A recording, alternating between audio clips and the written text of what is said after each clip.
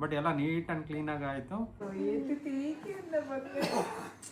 ಈಗ ಇಬ್ರು ಹ್ಯಾಪಿ ಆಗಿದ್ದಾರೆ, ತಾಯಿ ಮಗ. ಅರ್ಧ ಜನಕ್ಕೆ ಹೆಣ್ಮಗು, ಅರ್ಧ ಜನಕ್ಕೆ ಹೆಣ್ಮಗು ಇತ್ತು. ನಾನು ಎಷ್ಟು ಪ್ರಶ್ನೆ ಕೇಳಿದ್ದೀನಿ ಅಂದ್ರೆ ಅಲ್ಲಿ ಡಾಕ್ಟರ್ಸ್ ಅವ್ರಿಗೆ ನಾಟ್ ಗೋಯಿಂಗ್ ಟು ಸರ್ವೈವ್. ಇವಾಗಲೇ ಕರೀಲಿಕ್ಕೆ ಶುರು ಮಾಡಿದ್ದಾರೆ, ವಿಶು ವಿಶು.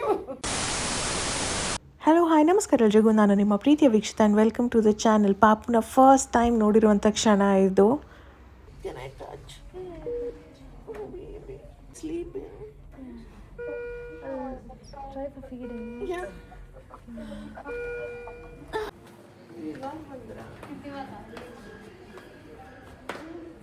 ಅಪ್ಪಾಜಿಗೂ ಫುಲ್ ಖುಷಿಯಾಗಿತ್ತು ಗೊತ್ತಾ, ವೇಟ್ ಮಾಡ್ತಾ ಇದ್ರು.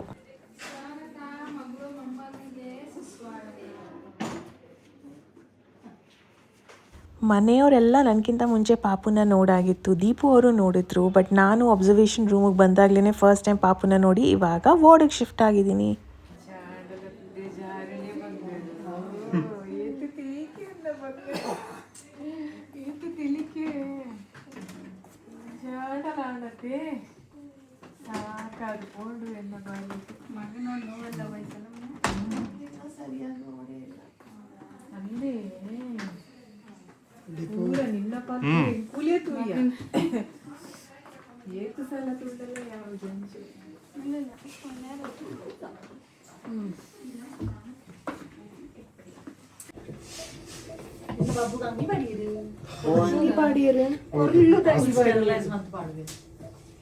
ನನ್ನ ಕ್ವೆಶನ್ಸ್ ನೋಡಿ, ಪಾಪಕ್ಕೆ ಯಾವ ಬಟ್ಟೆ ಹಾಕಿದ್ದಾರೆ ಹಾಸ್ಪಿಟ್ಲಲ್ಲಿ, ಓಕೆ ಇವಾಗ ನಮ್ಮ ಬಟ್ಟೆ ಹಾಕ್ಬೋದಾ ಅಂತ. ಬಿಕಾಸ್ ಪಾಪುಗಂತಾನೆ ಬಟ್ಟೆ ಶಾಪ್ ಮಾಡಿದ್ವಲ್ಲ, ಅದನ್ನೆಲ್ಲ ಹಾಕಬೇಕು ಅಂತ ಆಸೆ.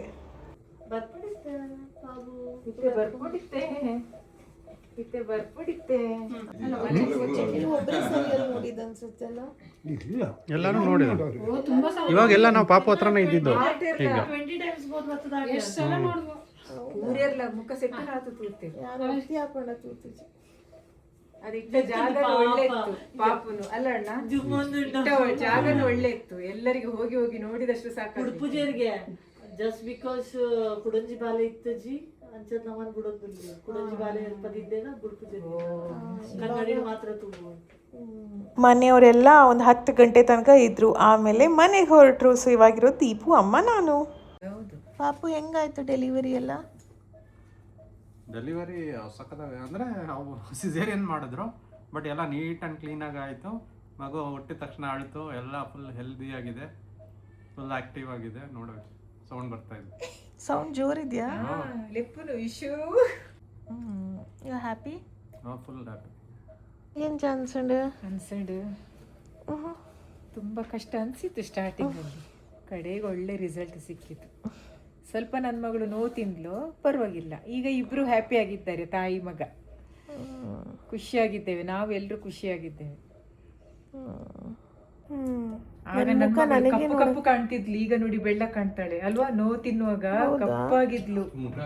ಮೋಲೆಪುರ ಒಂಜಿ ಬೇನೆಡು ನಿಕ್ ಕಪ್ಪು ತೋಜಂತ, ತುಟಿಪುರ ಡ್ರೈ ಆಗಿತ್ತು, ತುಟಿಪುರ ಇತ್ತೆ ಸರಿ ಆಡುವಂತೆ ಬೊಲ್ಚಿ ಕಟ್ಟದ ಇತ್ತವಂತೆ. ಅದೇ ಕಮ್ಮಿ ಆಯ್ತು. ಆವಾಗ ಫುಲ್ ಟೆನ್ಷನ್, ಏನಾಗ್ತದ ಏನು. ನಾನು ಎಷ್ಟು ಪ್ರಶ್ನೆ ಕೇಳಿದ್ದೀನಿ ಅಂದ್ರೆ ಅಲ್ಲಿ ಡಾಕ್ಟರ್ಸ್ ಅವ್ರಿಗೆ, ಬೇಬಿ ಕಿರಿಕಿರಿ ಆಗ್ಬೋದು. Why it is paining? Why it is paining? Pushing there? Why is it coming normally? ಅವ್ರಿಗೆ ಎಲ್ಲ ಅವ್ರಿಗೆ ಫುಲ್ ಕ್ವಶನ್. ಅವ್ರೊಂದು 50% ಆನ್ಸರ್ ಮಾಡಿದ್ರು, ನಾನೇ ಹೊಡೆದಿದ್ದು ಒಂದು 50-70% ನಾನೇ ಮಾಡಿದ್ದೀನಿ. ಹಂಗೆ ಏನಂದ್ರು ಡಾಕ್ಟರ್ಸ್? ಯಾರಾದ್ರೂ ಅಂದ್ರೆ ಏನಾದ್ರು? ಏನಿಲ್ಲ, ಅದು ಅವರು ಹೇಳಿದ್ರು, ಶಿ ಇಸ್ ವೆರಿ ಸೆನ್ಸಿಟಿವ್. ಯಾರು? Anaesthesia doctor. ಹೌದಾ? ಹೇಳಿದೆ, she is very sensitive.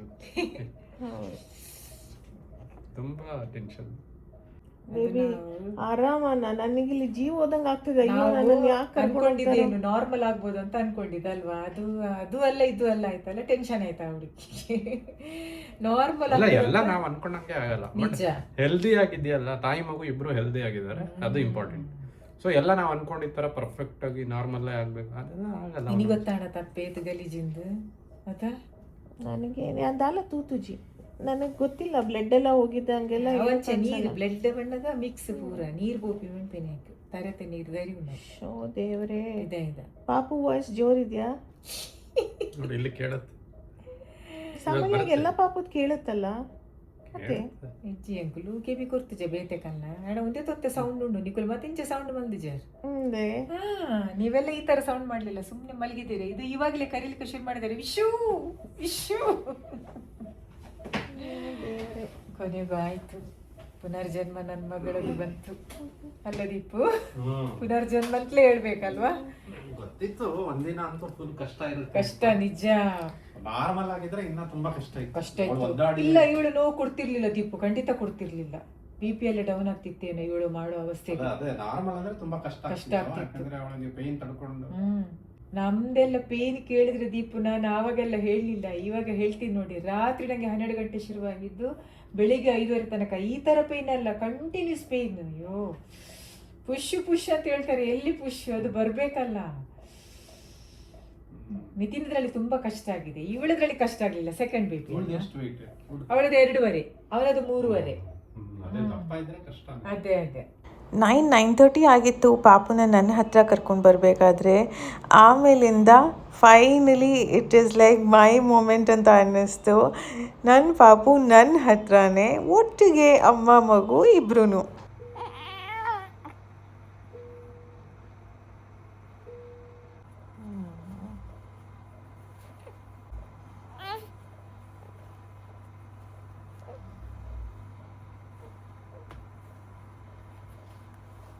Next day morning ಇದು ನನ್ನ ಫಸ್ಟ್ ಬ್ರೇಕ್ಫಾಸ್ಟ್ ಆಫ್ಟರ್ 24 hours ಆಗಿತ್ತು. ಒಂದಿನದಿಂದ ಏನು ತಿಂದಿಲ್ಲ ಪಾಪು, ಇವಾಗ ತಿಂತಾ ಇದೆ.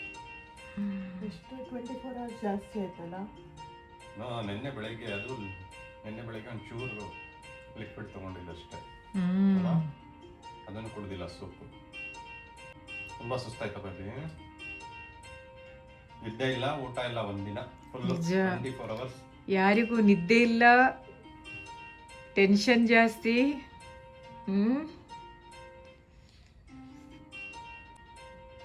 ಡೆಲಿವರಿ ಆದಾಗಿಂದ ನನ್ಗೇನ್ ಟೆನ್ಷನ್ ಇಲ್ಲ.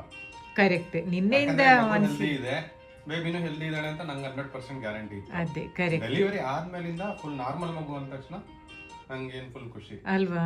ಸ್ವಲ್ಪ ಟೆನ್ಷನ್ ಆಗಿದೆ ಯಾವಾಗ ಅಂದ್ರೆ ನೆನ್ನೆ ನೋವು ಬರಲಿಲ್ಲ, ಪ್ರೋಗ್ರೆಸ್, ಲೇಬರ್ ಪ್ರೋಗ್ರೆಸ್ ಆಗ್ತಿಲ್ಲ.